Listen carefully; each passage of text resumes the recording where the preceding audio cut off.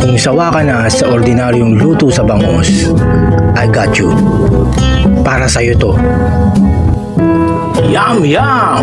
The best! Pais na bangus. Pwedeng pang ulam, pwede rin pang pulutan, o handa sa darating na bagong taon. At ang mga sangkap nito ay madalas lang nating makita sa loob ng ating mga kusina. Simple at masarap at madaling lutuin, kahit na ulit-ulitin mo hindi ka magsasawa.